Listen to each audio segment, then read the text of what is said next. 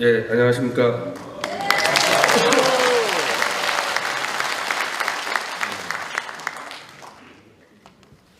오늘 지금 선관위 이 관리자들 여기 나오셨죠?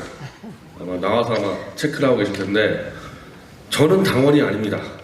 당원이 아니니까 제가 무슨 말해도 아무 상관이 없어요. 제가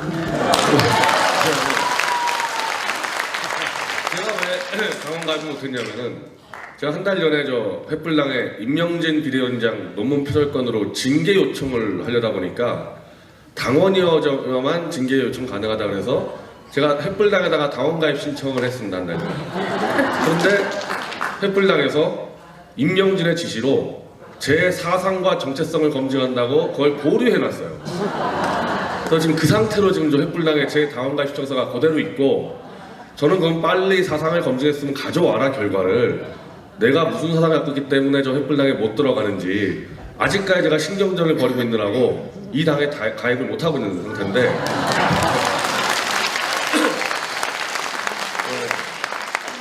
이것만 봐도 우리가 창당한 게 맞죠?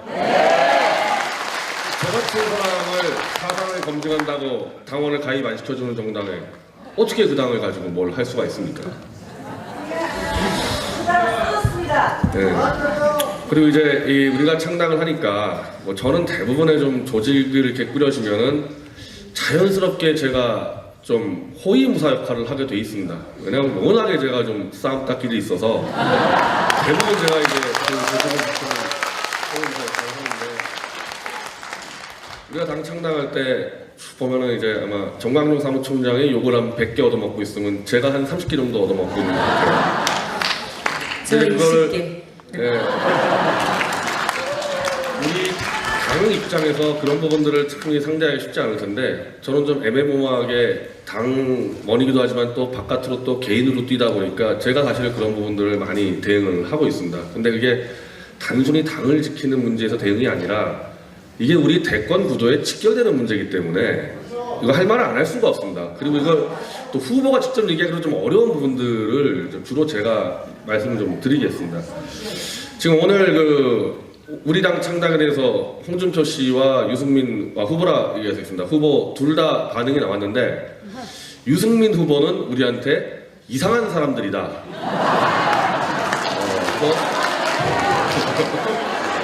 이게 지금 2시간 전에 뉴스인데요. 이상한 사람들이어서 보수는 분명히 아닌 것 같다. 이렇게 정리를 했습니다. 근데 뭐 저는 그거에 대해서 뭐 크게 우리가 감정적으로 나올 건 없는 게 우리도 저 사람들을 이상한 사람들로 보기 때문에 그렇지 않겠습니까? 그런데 이제 홍준표 후보의 반응은 이 당은 조원진 한 명이고 태극기 세력은 자기를 지지하는 걸로 얘기를 하고 있다.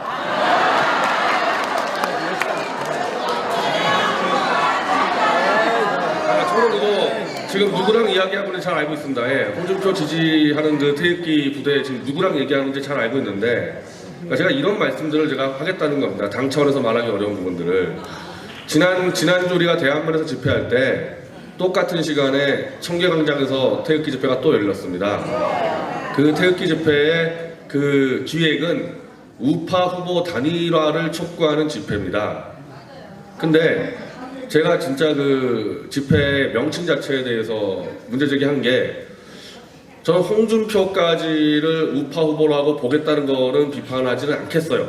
왜냐하면 지금까지 그 당을 늘 대부분 우리들이 지지해 왔기 때문에 아직까지 마지막 기대를 갖고 지지하겠다는 사람까지는 비판 안 하겠는데 그러면 홍준표 한 명이어야지 우파 후보 단일화라는 얘기는 한 명 더 있다는 얘기 아닙니까? 한 명 이상 더 있다는 얘기죠. 그럼 유승민을 집어넣겠다? 지금 유승민 발언 나왔죠? 태극기 든 사람들은 이상한 사람들이라 얘기했는데 그 이상한 사람이라고 얘기하는 사람까지도 우리 우파 후보로서 지원을 하겠다. 지난 11월부터 우리 4월까지 뭐 가지고 싸웠죠? 탄핵을 주도한 사기꾼 세력과 싸웠죠. 탄핵 주도한 세력의 결정타를 날린 거는 김무성, 유승민이지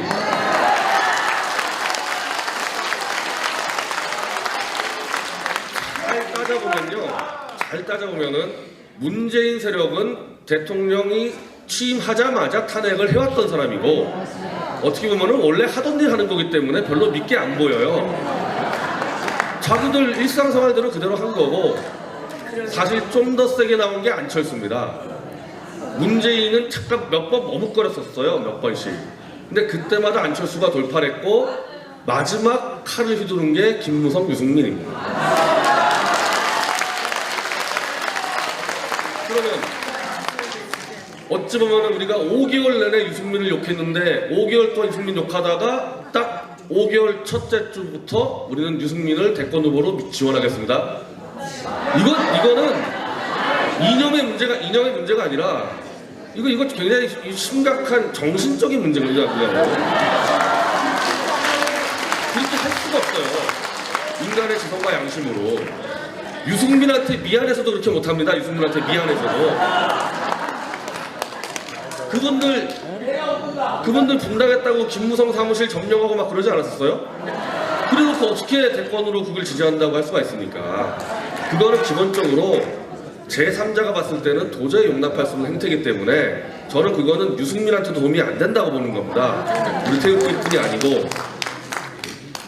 그리고 이제 그러면은 그리고요, 그 김무성 씨가 어제 발언한 게요. 박근혜 대통령은 감옥 가서도 아직 죄를 뉘우치지 않고 있다.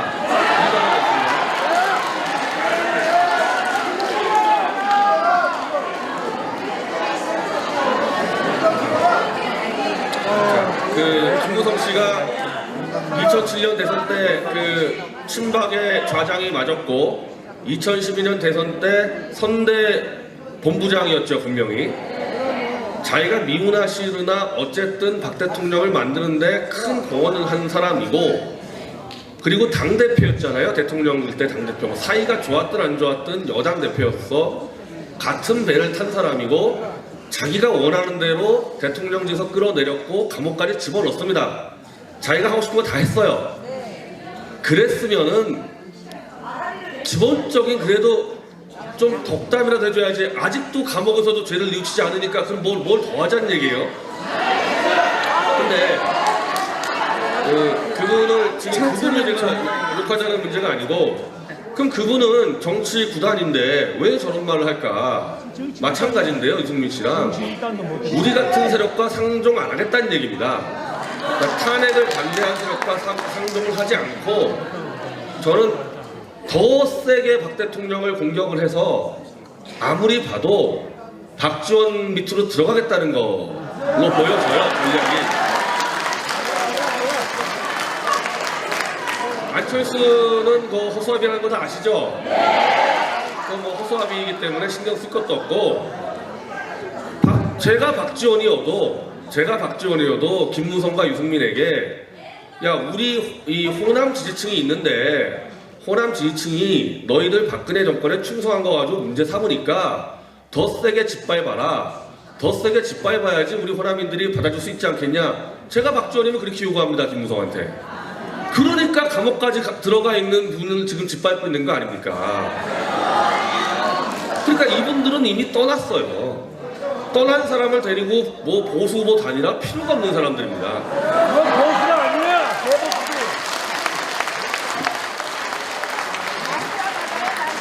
그러면 이제 남은 거는 그 횃불당 홍준표밖에 더 있습니까? 그 하나밖에 더 남았어요. 근데 이분은 정말 저는 이분 제가 원래 미디어워치라는 매체를 하다 보니까 사실은 기사를 제일 많이 보는 직업일 거예요. 언론을 모니터링하는 직업인데 정말 홍준표 씨는 생각을 모르겠어요. 2시간마다 달라지는데 자, 이분이 이제 가장 상징적으로 얘기하는 게 이 얘기잖아요. 법적으로는 헌법재판소 판결문이 이상하지만은 정치적으로 탄핵은 당연하다. 그러니까 법과 정치를 분리시켜놓고 탄핵 세력에게 잘 보일 때는 대통령이 춘향인 줄 알았더니 향단이었다 이렇게 떠들고 우리 쪽에 좀 표를 얻으려면은 헌법재판소 판결문이 이상하다. 이 두 축을 가지고 왔거든요. 이 두 축을 가지고 왔는데 아니 탄핵은 중간이 있습니까? 탄핵은 찬성 반대 두 개밖에 없는 거잖아요. 그리고 홍준표 씨의 이 과거 발언을 보면요, 탄핵 찬성했습니다. 탄핵 찬성했어요. 과거에는 계속해서 탄핵도 아주 자극적인 단어 써가지고 탄핵을 주도한 사람들에게 명분을 주는 발언들을 수도 없이 해왔습니다. 지금까지. 그리고 실제로 보십시오. 경선 때 저는 그 당시 경선할 때 이제 김진태 의원이 뭐 정말 어쩔 수 없이 나간 거 아닙니까? 그리고 사실 홍준표 씨가 당선이 되도록 이미 그렇게 짜놨고요. 이 임명진하고. 저는 오늘 홍준표 씨가 그 청계광장에 있는 태극기 부대들하고 얘기하는 것 같은데, 그게 아니라 진짜 이 지금까지도 사기 탄핵을 밝히겠다는 우리 같은 사람의 지지를 받기를 원했으면요, 경선 당시에 못 들어갔죠. 태극기 부대 경선장에. 그 첫날에 여의도 한번 들어갔다가 그 한겨울에 정말 그 울분 좀 터뜨렸다고 완전히 임명진이 무슨 용팔이 부대라고 음해하고 그 다음 때부터는 아예 못 들어가게 막았지 않습니까? 제가 홍준표 씨면요, 어차피 자기가 이기게 된 경선 아닙니까? 제가 홍준표 씨면은 이분들 정말 그 한이 있을 텐데 들어오게 하자. 저 같았으면 그렇게 했겠어요. 우리가 무슨 투표권이 있습니까? 아니, 지게 작대기도 필요하다는데 우린 지게 작대기 대접도 못 받는 거예요. 그렇게 만약에 임명진이 아니라 홍준표 씨가 마음만 먹었으면 가능했죠. 왜? 후보들끼리 그 합의사항이니까 홍준표 씨만 태극기 부대를 들여보내자 했었으면 가능했었습니다. 충분히. 그걸 안 해놓고 내쫓아놓고, 그리고 그 뒤로 제가 알기로는 한 번도 우리 쪽에다가 뭐 한 얘기가 없어요. 오늘 처음 나왔습니다. 지금 태극기 얘기. 오늘 처음 나왔어요. 조원진 의원 탈당하니까 얘기 나온 거 아닙니까 지금? 그렇잖아요.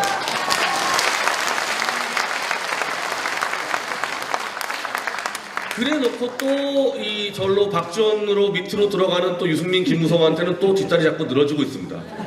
한 발은 태극기에 대고 왼팔은 쭉 뻗어가지고 박지원 대고 버텨나겠어요? 저래가지고 한 1, 2주 안에 팔다리 잘립니다. 팔다리 잘려요. 너무 소문이야, 자, 그러면은 없잖아요. 지금 없지 않습니까? 우파 무슨 대통합 보수단이라 할 사람 없잖아요. 유승민은 박지원 밑으로 갈 거고 홍준표는 팔다리 다 잘릴 거고 없지 않습니까? 그냥 우리 당이 조원진 후보 모시고 가면 되는 건데 복잡하게 생각하면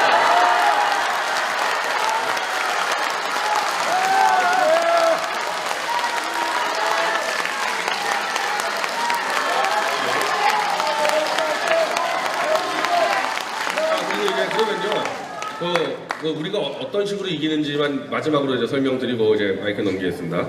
이 샤이보수라는 말들을 많이 하는데요. 객관적 통계를 처음 얘기해 준 사람이 리얼미터의 이택수 대표가 얘기해 줬습니다. 이 샤이보수의 통계가 어떻게 나오냐면요. 여론조사를 할 때 지난 대선 때 누구를 찍었습니까? 먼저 물어보는 게 있습니다. 그러면은 문재인 아니면 박근혜 대통령 둘밖에 없죠? 그럼 정상적인 여론조사면요, 문재인 5, 박근혜 5가 나오는 게 맞죠? 박 대통령 찍었다는 사람이 25밖에 안 나온다는 거예요, 지금 여론조사에서.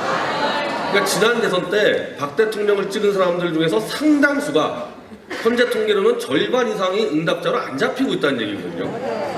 이걸 지금 샤이보스라고 구분하는 겁니다. 그러면은 여론조사에 안 나타나기 때문에 이 사람들이 지금 무슨 생각을 하는지는 아무도 모르는 거예요. 아무도 모르는 겁니다. 응답을 안 하고 있기 때문에. 그래서 그거를요, 이제 막 다 분석을 하는데, 종편에 저 브로커들 있죠? 저는 뭐 평론가라기보다는 브로커라고 생각이 되는데,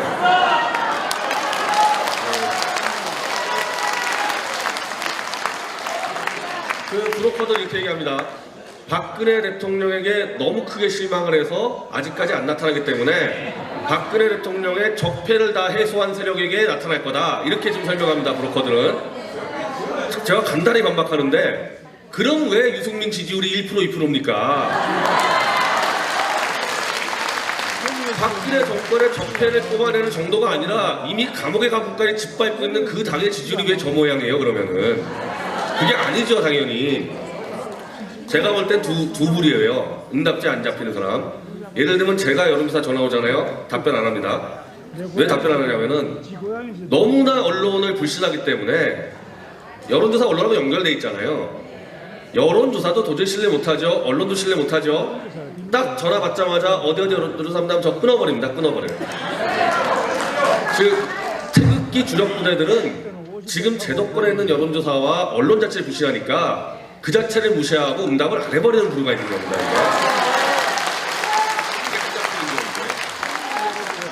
그리고 두 번째 부류는 처음에는 박 대통령에게 실망을 해가지고 탄핵 찬성으로 돌아섰는데 우리 태극기 부대가 4개월, 5개월 동안 막 진실을 외치니까 주워들은 정보가 있을 거 아닙니까? 진짜 안 나왔어도 태극기 부대에 이웃집에서 떠든 얘기로 들을 거 아니에요.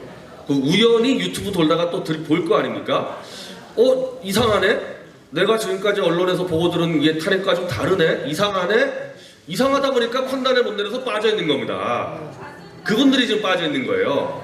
아직까지 탄핵은 좀 이상한데 완전히 사기 탄핵이라 확신을 갖지 못한 정도의 그 분들, 원래 지난 정권 때 박 대통령을 뽑았는데 이 부류가 빠져있는 겁니다. 이 부류가. 그러면 이 부류를 어떻게 우리가 끌고 들어오느냐? 더 열심히 뛰어가지고 사기 탄핵을 입증을 해주는 게 빨리 끌어들이는 거 아닙니까?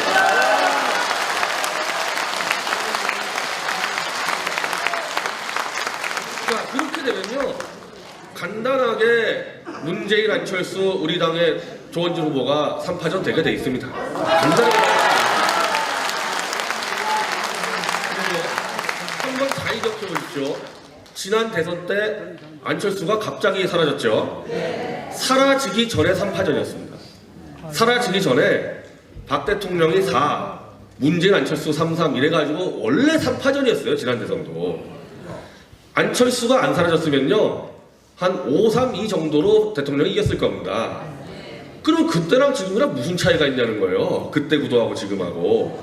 안철수가 뭐가 나아졌습니까? 그때하고 지금하고. 목소리. 저는 우리 보수 쪽의 그 어른 두 분이 안철수를 지지하자 그래가지고 제가 기겁을 했는데, 조갑제닷컴에요 2012년 대선 때 안철수가 어떤 인물인지 한 수십 개 글 올라가 있습니다. 수시로 거짓말하고 수두룩히 올라가 있는데 그때 안철수랑 지금 뭐가 달라졌습니까? 그리고 달라지지 않았는데도 그때도 안철수를 지지하는 세력이 있었고, 그게 이제 이른바 제3후보라 그러잖아요. 예전에 주로 90년대 박찬종부터 시작해가지고 뭐 고건 등등 뭐 해가지고 지금 반기문, 그 세력이 있는 거예요. 원래부터. 그래서 그 세력하고, 근데 그 세력이 이제 충성도가 제일 낮죠. 마지막에 투표장 때는 안 나가는 세력입니다. 지지만 하다가. 그래서 안철수는 사실 아웃이에요.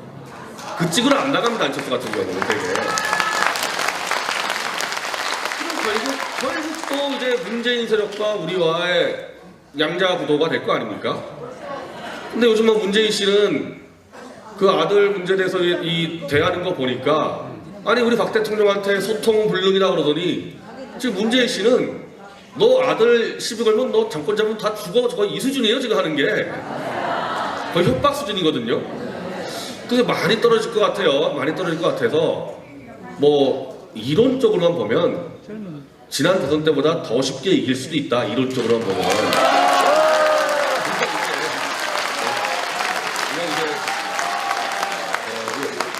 이렇게 지면 또 이제 혼자 욕을 처먹게 되는데 이제 그 과정에서 얼마나 우리를 또 음해하겠습니까? 이 곳곳에서 언론부터 해가지고 그 청계천 파들부터 정말 저하고는 정말 오랫동안 동지들도 음해하고 무지막지한 음해가 들어오니까 그 감정을 또 우리가 또 당할 수도 있겠죠. 그러나 구도로만 보면은 우리가 열심히 하면은 지난 대선에 비해서 어려울 거 없다. 일단 1차로 우리가 해야 될 게 자꾸 자포자기하고 안철수를 지지하겠다는 우리 동지들부터 빨리 잡아내야 됩니다.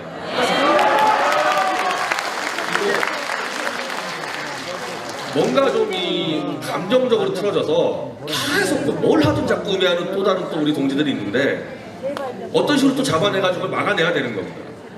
그래서 그렇게 대우만 만들면은 충분히 가능하고 조원진 의원님 후보로서는 저는 최상이라고 생각합니다. 왜 최상이냐면 우리의 주무기는 다른 파들이 덮어씌워놓은 사기 탄핵의 진실을 알고 있다는 게 우리 원청 기술이거든요. 그렇죠? 우리는 벤처 정당입니다. 벤처 정당에 선거하려면은 대기업이 안 가진 무슨 기술이 있어야 돼요.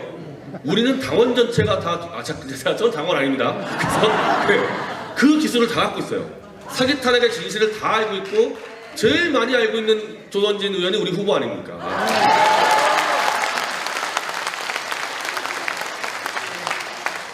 네, 두려워할 거 없고 최상의 후보를 갖고 있고 최고의 당원과 최고의 라이브니까 우리는 2012년도보다 더 쉽게 이길 수 있습니다. 감사합니다. 한 말씀 해주세요. 저는 아까 그 질문이 있어가지고 그 태블릿 PC 관련해서 한 가지 사항만 좀 알려드리겠습니다. 지금 검찰은 태블릿 PC의 원소유자가 최순실이라는 입장을 갖고 이거는 지금 흔들지 않고 있는데 문제는 입수 경위 이 부분은 지금 수사를 하고 있어요. 하고 있고 방통심의도 마찬가지인데 입수 경위 날짜 장소 조작 같은 거는 지금 방통심에서 아주 심각하게 지금 다루고 있고 저하고 손석희하고 제가 소송을 걸어버린 거는 PC 조작 원천 문제를 걸었는데 손석희가 저를 건 거는 또 입수 경위 날짜 문제입니다. 이거 제가 다음 주 월요일날 결국 이제 검찰에서 연락이 와서 월요일날 제가 수사를 받으러 갑니다. 가는데 그러니까 검찰 자체 수사, 손석희와 저와의 소송에서의 그 문제, 방통심이 이 세 군데에서 입수경위 날짜를 다루기 때문에 이거는 일단 드러날 것 같아요. 어떤 경우든. 근데 입수경위가 조작되는 순간에 원룸 소유자도 드러날 수밖에 없습니다. 이건 시간이 걸릴 뿐이지. 그래서 물론 제일 쉬운 방법은요. 우리가 정권 잡으면 바로 다음날 밝힐 수 있습니다.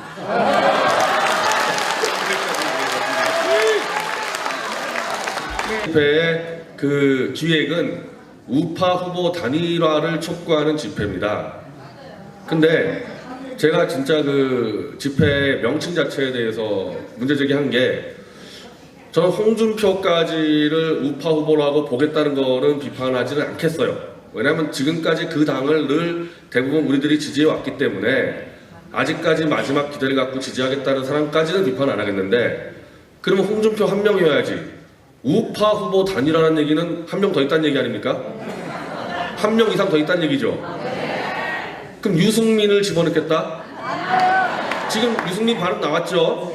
태극기 든 사람들은 이상한 사람들이라 얘기했는데 그 이상한 사람이라고 얘기하는 사람까지도 우리 우파 후보로서 지원을 하겠다. 지난 11월부터 우리 4월까지 뭐 가지고 싸웠죠? 탄핵을 주도한 사기꾼 세력과 싸웠죠. 탄핵 주도한 세력의 결정타를 날린 거는 김무성, 유승민이지.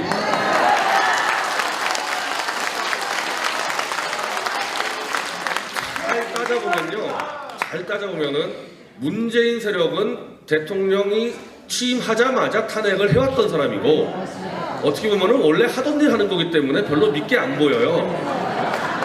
자기들 일상생활대로 그대로 한 거고 사실 좀 더 세게 나온 게 안철수입니다. 문재인은 잠깐 몇 번 머뭇거렸었어요. 몇 번씩. 근데 그때마다 안철수가 돌파를 했고 마지막 칼을 휘두른 게 김무성, 유승민입니다. 그러면 어찌 보면 우리가 5개월 내내 유승민을 욕했는데 5개월 동안 유승민 욕하다가 딱 5개월 첫째 주부터 우리는 유승민을 대권 후보로 지원하겠습니다. 이거는 이념의 문제가 아니라 이거 굉장히 심각한 정신적인 문제입니다. 그렇게 할 수가 없어요. 인간의 지성과 양심으로. 유승민한테 미안해서도 그렇게 못합니다. 유승민한테 미안해서도. 그분들 분당했다고 김무성 사무실 점령하고 막 그러지 않았었어요? 그래놓고 어떻게 대권으로 그걸 지지한다고 할 수가 있습니까? 그거는 기본적으로 제3자가 봤을 때는 도저히 용납할 수 없는 행태이기 때문에 저는 그거는 유승민한테 도움이 안 된다고 보는 겁니다. 우리 태극기뿐이 아니고. 그리고 이제 그러면은 그리고요. 그 김무성 씨가 어제 발언한 게요. 박근혜 대통령은 감옥 가서도 아직 죄를 뉘우치지 않고 있다.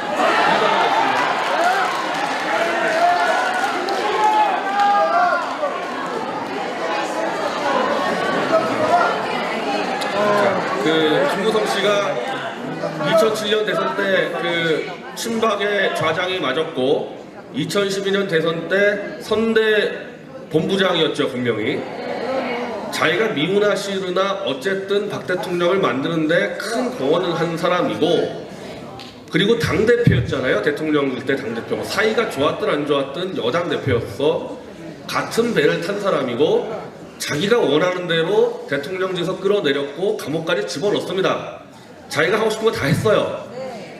그랬으면은 기본적인 그래도 좀 덕담이라도 해줘야지. 아직도 감옥에서도 죄를 뉘우치지 않으니까 그럼 뭘 더 하자는 얘기예요? 근데 그분을 지금 그분을 제가 욕하자는 문제가 아니고, 그럼 그분은 정치 구단인데 왜 저런 말을 할까? 마찬가지인데요, 이승민 씨랑. 우리 같은 세력과 상종 안 하겠다는 얘기입니다. 그러니까 탄핵을 반대한 세력과 상종을 하지 않고, 저는 더 세게 박 대통령을 공격을 해서 아무리 봐도 박지원 밑으로 들어가겠다는 걸로 보여져요, 전략이. 안철수는 그 허수아비라는 거 다 아시죠? 그건 뭐 허수아비이기 때문에 신경 쓸 것도 없고, 제가 박지원이어도 김무성과 유승민에게 야, 우리 이 호남 지지층이 있는데 호남 지지층이 너희들 박근혜 정권에 충성한 거 가지고 문제 삼으니까 더 세게 짓밟아라. 더 세게 짓밟아야지 우리 호남인들이 받아줄 수 있지 않겠냐. 제가 박지원이면 그렇게 요구합니다, 김무성한테. 그러니까 감옥까지 들어가 있는 분을 지금 짓밟고 있는 거 아닙니까? 그러니까 이분들은 이미 떠났어요. 떠난 사람을 데리고 뭐 보수 후보 단일화 필요가 없는 사람들입니다. 그건 보수가 아니야.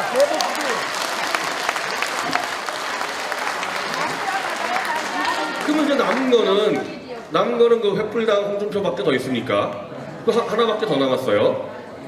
근데 이분은 정말 저는 이분, 제가 원래 미디어워치라는 매체를 하다 보니까 사실은 기사를 제일 많이 보는 직업일 거예요. 언론을 모니터링하는 직업인데 정말 홍준표 씨는 생각을 모르겠어요. 2시간마다 달라지는데, 자, 이분이 이제 가장 상징적으로 얘기하는 게 이 얘기잖아요.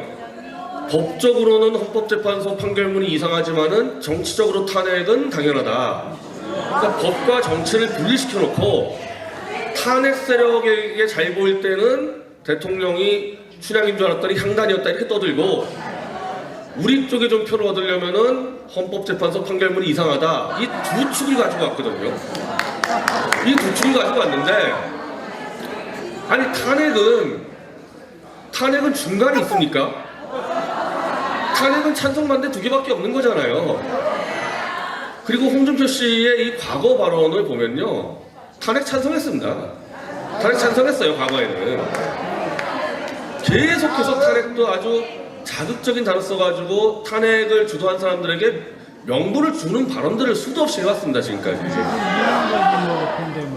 그리고 실제로 보십시오. 경선 때, 저는 그 당시 경선할 때 이제 김진태 의원이 뭐 정말 어쩔 수 없이 나간 거 아닙니까? 그리고 사실 홍준표 씨가 당선이 되도록 이미 그렇게 짜놨고요, 이 임명진하고.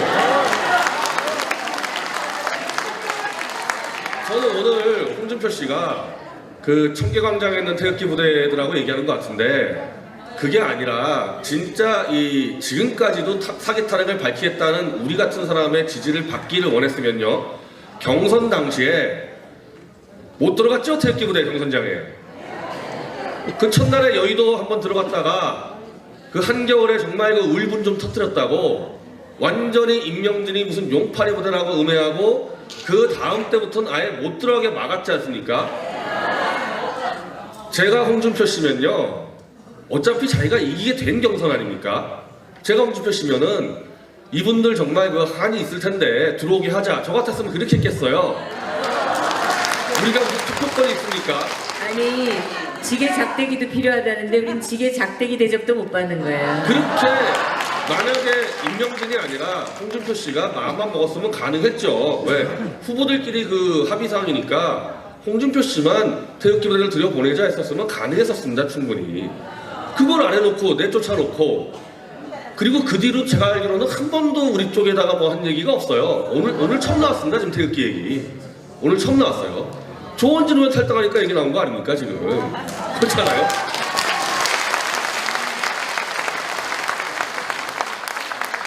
그래 놓고 또 이 절로 박지원으로 밑으로 들어가는 또 유승민, 김무성한테는 또 뒷다리 잡고 늘어지고 있습니다. 한 발은 태극기에 대고 왼팔은 쭉 뻗어가지고 박지원 대고 버텨나겠어요? 저래가지고 쓰러지죠. 한 1, 2주 안에 팔다리 잘립니다. 팔다리 잘려요. 나도 소문이야, 한국처럼. 자 그러면은 없잖아요. 지금 없지 않습니까? 우파 무슨 대통합 보수단이라 할 사람 없잖아요.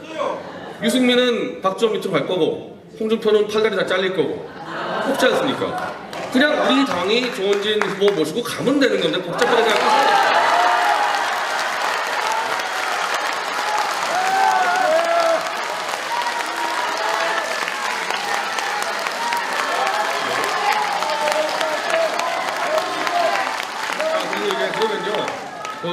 우리가 어떤 식으로 이기는지만 마지막으로 이제 설명드리고 이제 마이크 넘기겠습니다.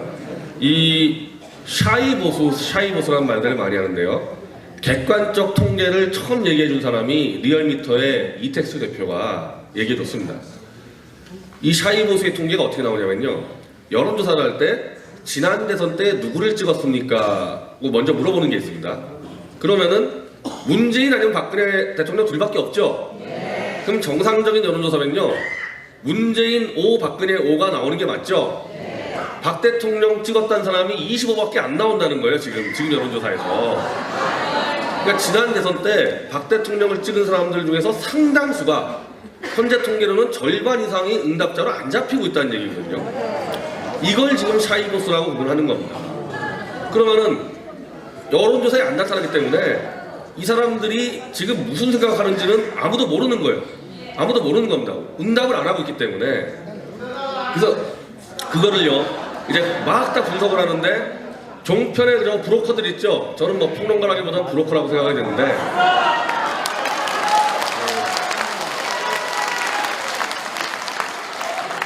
그 브로커들 이렇게 얘기합니다.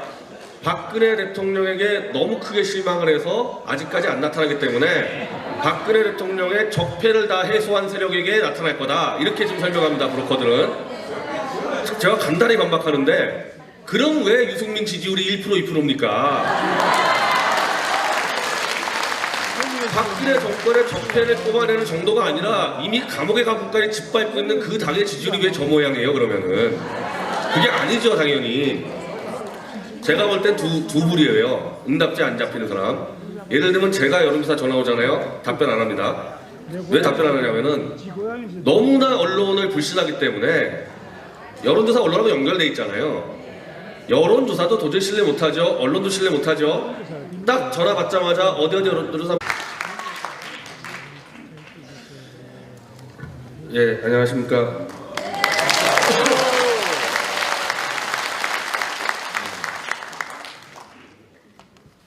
오늘 지금 선관위 이 관리자들 여기 나오셨죠? 아마 나와서 아마 체크를 하고 계실 텐데 저는 당원이 아닙니다. 당원이 아니니까 제가 무슨 말 해도 아무 상관이 없어요. 제가 왜 당원 가입을 못했냐면은 제가 한 달 전에 저 횃불당에 임명진 비대위원장 논문 표절건으로 징계 요청을 하려다 보니까 당원이어야만 징계 요청 가능하다 그래서 제가 횃불당에다가 당원가입 신청을 했습니다. 한 달 전에. 그런데 횃불당에서 임명진의 지시로 제 사상과 정체성을 검증한다고 그걸 보류해놨어요. 그래서 지금 그 상태로 지금 저 횃불당에 제 당원가입 신청서가 그대로 있고 저는 그럼 빨리 사상을 검증했으면 가져와라 결과를. 내가 무슨 사상을 갖고 있기 때문에 저 횃불당에 못 들어가는지 아직까지 제가 신경전을 벌이고 있느라고 이 당에 가입을 못하고 있는 상태인데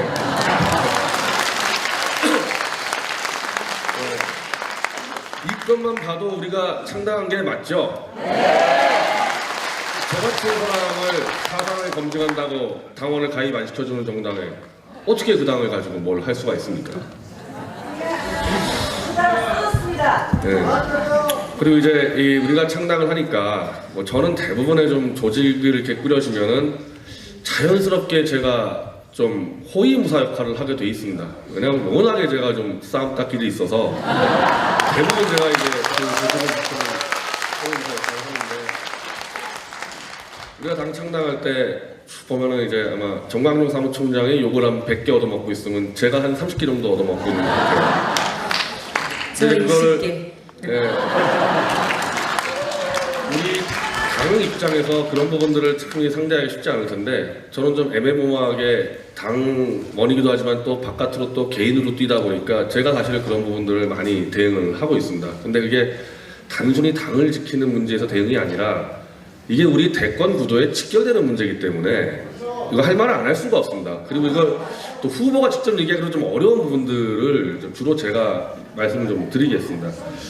지금 오늘 그 우리 당 창당에 대해서 홍준표 씨와 유승민 후보라 얘기했습니다. 후보 둘 다 반응이 나왔는데, 유승민 후보는 우리한테 이상한 사람들이다.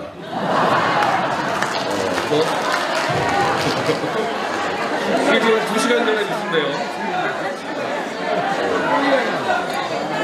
이상한 사람들이어서 보수는 분명히 아닌 것 같다. 이렇게 정리를 했습니다. 근데 뭐 저는 그거에 대해서 뭐 크게 우리가 감정적으로 나올 건 없는 게, 우리도 저 사람들이 이상한 사람들로 보기 때문에 그렇지 않겠습니까? 그럼 이제 홍준표 후보의 반응은, 이 당은 조원진 한 명이고 태극기 세력은 자기를 지지하는 걸로 얘기를 하고 있다.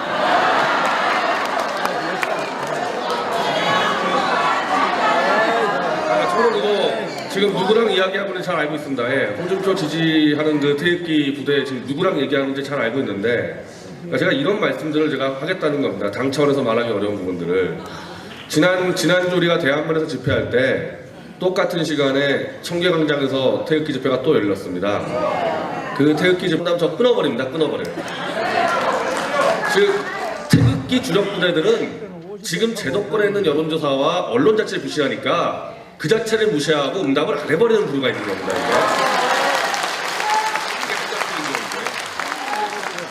그리고 두 번째 부류는 처음에는 박 대통령에게 실망을 해가지고 탄핵 찬성으로 돌아섰는데, 우리 태극기 부대가 4개월, 5개월 동안 막 진실을 외치니까 주워들은 정보가 있을 거 아닙니까? 진짜 안 나왔어도 태극기 부대에 이웃집에서 떠는 얘기로 들을 거 아니에요. 그 우연히 유튜브 돌다가 또 볼 거 아닙니까? 이상하네? 내가 지금까지 언론에서 보고 들은 게 탄핵과 좀 다르네? 이상하네? 이상하다 보니까 판단을 못 내려서 빠져 있는 겁니다. 그분들이 지금 빠져 있는 거예요. 아직까지 탄핵은 좀 이상한데 완전히 사기 탄핵이라 확신을 갖지 못한 정도의 그 분들, 원래 지난 정권 때 박 대통령을 뽑았는데 이 부류가 빠져 있는 겁니다. 이 부류가. 그러면 이 부류는 어떻게 우리가 끌고 들어오느냐? 더 열심히 뛰어가지고 사기 탄핵을 입증을 해주는 게 빨리 뛰어드는 거 아닙니까?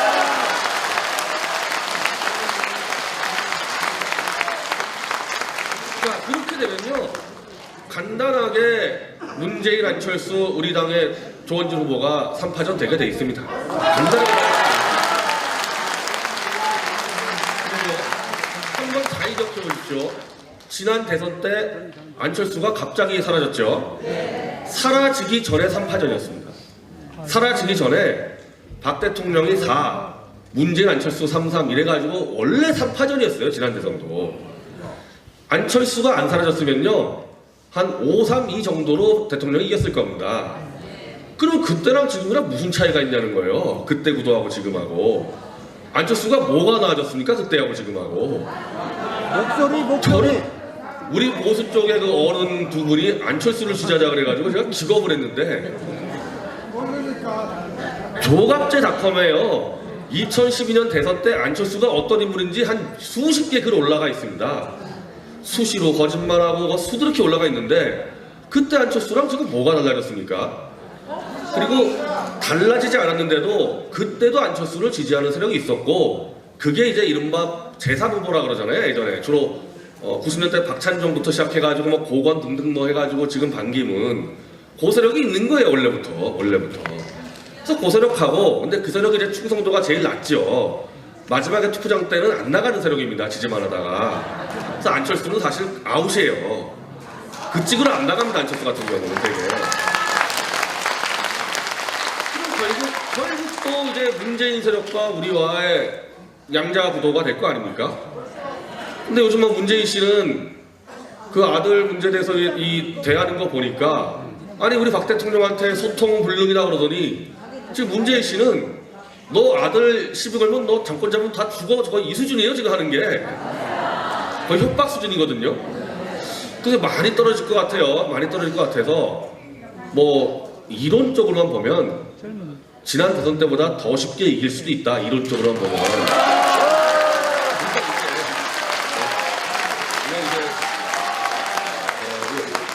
이렇게 지면 또 이제 혼자 욕을 처먹게 되는데 이제 그 과정에서 얼마나 우리를 또 음해하겠습니까? 이 곳곳에서 언론부터 해가지고 그 청계천 파들부터 정말 저하고는 정말 오랫동안 동지들도 음해를